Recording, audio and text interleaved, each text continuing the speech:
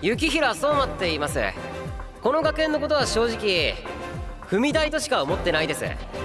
思いがけず編入することになったんすけど、要するに入ったからにはてっぺん取るんで。3年間よろしくお願いします。 Have you guys ever wanted to be the main character of an anime? The person who is loved, cared, and respected by everyone?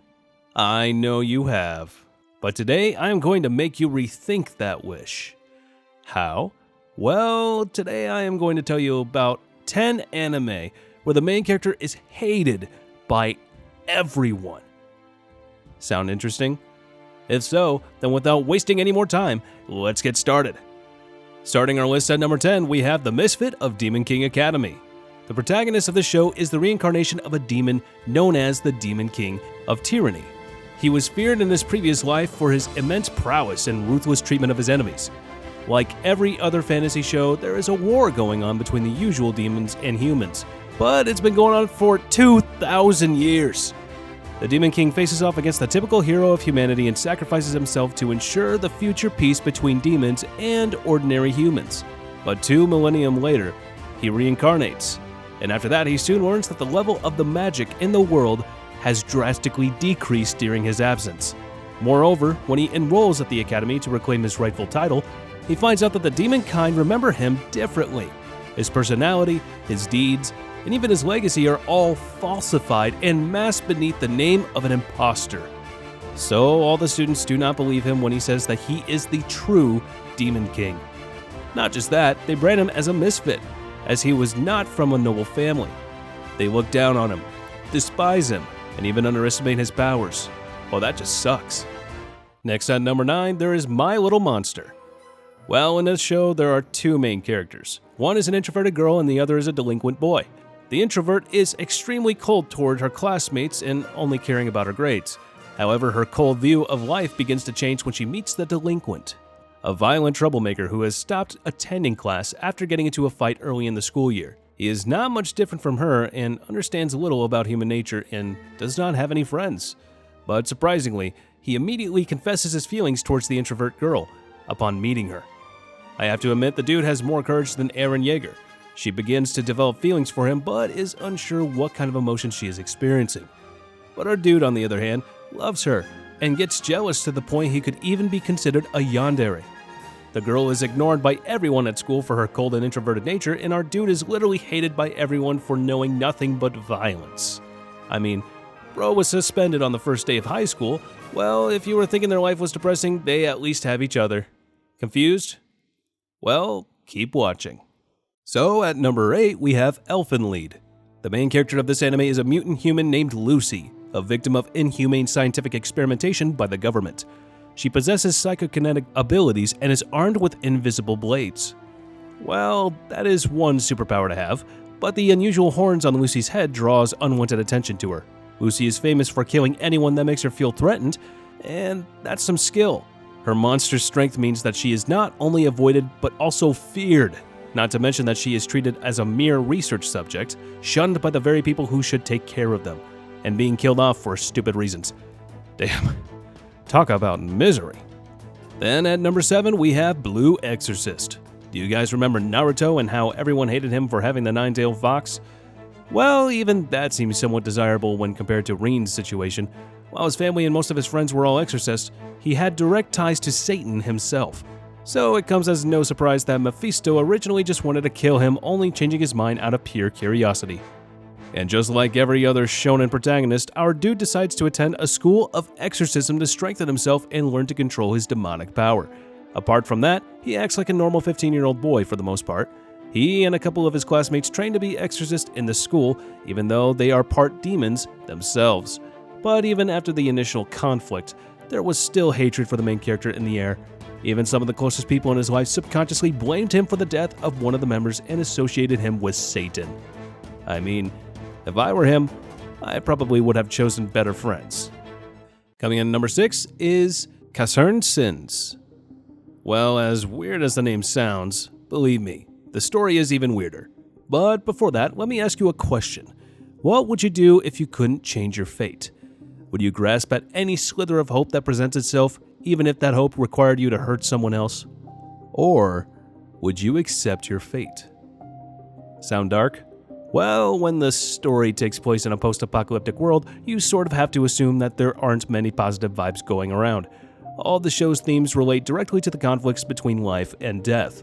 The dark, barren world of Kaisen is on its way to ruin, and death is ever present. With sentient robots all over the world getting the message that they're actually mortal and have to face death, our main character somehow manages to get an even more miserable life, as everyone thought that eating him would grant them immortality. So, as you can imagine, not many took the time to sit down and have a chat.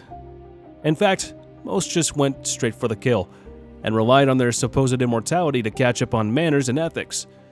So, literally, the main character is experiencing a never-ending Monday. Then, coming up next at number 5, we have Beastars. For those folks who have watched the movie Zootopia, this might feel a little bit similar. The show is based in a fictional world where animals lived just like us humans. But if you think that this is just a ripoff of the movie, let me tell you, this show has its very own violent anime touch to it.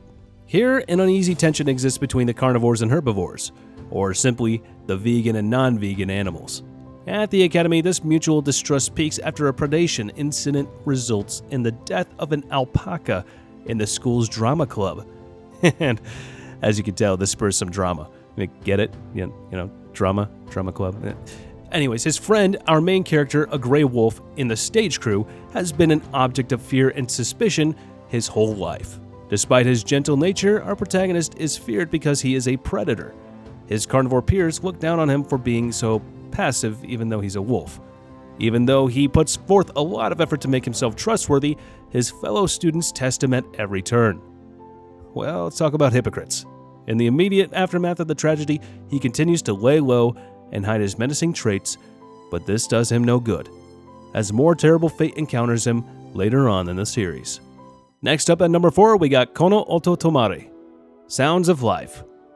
As the name suggests, this is a musical anime, but rather than having a happy slice of life, our main character is literally the most notorious person in the school, hated by almost everyone due to his nature of fighting with people inside and out. Not to mention that he is labeled a delinquent, is assumed by other people that he would never understand the profoundness of the traditional musical instrument.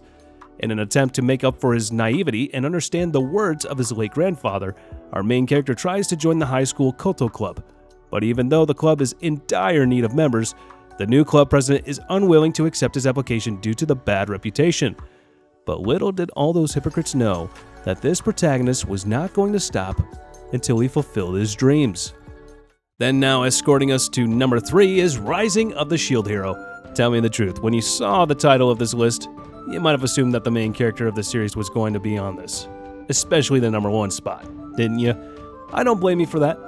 Here, the main character of the show, an otaku, becomes cursed with the fate of being the shield hero.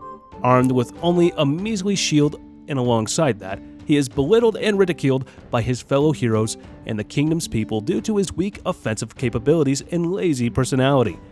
When the heroes are provided with resources and comrades to train with, our main character sets out with the only person willing to train alongside him, Malty. Ugh.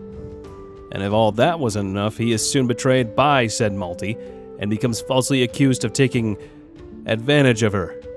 He then becomes heavily discriminated against and hated by the people of the whole city for something he didn't even do. Talk about the worst fate possible. So for those people who have lost track of all the misery that happened to our main character, let's all put on a short note. The first 2 episodes of The Shield Hero were an emotional roller coaster that firmly cemented Malty as the most hateable character in all of anime. But in reality, it was our protagonist that got all the negative attention. Shield heroes weren't all that beloved to start with, and now everyone thought he was also a monster. Needless to say, no one invited him with open arms. The dude literally had to buy a slave to have a travel companion. That's how much everyone hated his guts. Next runner-up are Food Wars. The anime revolves around a young boy who wants to become a cook and surpass his father in cooking. But rather than tagging along with his father, Soma finds himself enrolling at the prestigious Culinary Academy where only 10% of its students end up graduating. So where are the rest of the students supposed to go? In Salt Bay's kitchen? Jokes apart, for an anime like Food Wars, he is the perfect protagonist. The protagonist announces to his entire class that he would be the best cook at his high school's orientation ceremony. Immediately following this event, his image plummeted amongst his peers. Not only was he resented for his arrogance, but making such a statement put a target on his back for a competition. Talk about bringing down your own bad luck. So now, finally at our top spot, we have Cyberpunk Edge Runners. Okay, I put David in the spot, but before you call me too mainstream, let's start from the beginning. In the futuristic world of Cyberpunk, anyone who's not filthy rich is considered nothing more than trash. Because, man, does this world really hate poor people. Not much different from ours, though. Dreams are doomed to die in Night City, a futuristic Californian metropolis. As a teenager living in the city's slums, the main character is trying to fulfill his mother's lifelong wish for him to reach the top of Arasaka, the world's leading security corporation. To this end, he attends the prestigious Arasaka Academy while his mother works tirelessly to keep their family afloat. But his mother was basically left to die in the middle of the street just because she didn't have a high enough package. And in school, everyone openly hated David simply for not being able to afford the higher-end gear. He then got new gear and was hated by Maine because it was originally meant for him and not David. So the first episode really just kept handing David bullcrap luck. And being how he becomes an influential and powerful criminal, and later on plenty of new people started hating him along the way, sure, it's not too extreme, but I wanted an excuse to talk about this show. I mean, can you blame me? It was Anime of the Year, for God's sake. Well, I guess that's it for today. Before you leave, if you enjoyed this video, please be sure to give it a like. It really means a lot. And again, if you are new to this channel, hit the subscribe button and press on that bell icon and set us all to be notified about all our latest new videos. Oh, and I almost forgot one thing. Please leave a comment on who was your favorite main character in this list. Also, please tell me if you guys want a part 2 of this video. If you do, be sure to get some suggestions and I will be sure to check it out. And as for now, I'll catch you later. See you in the next one.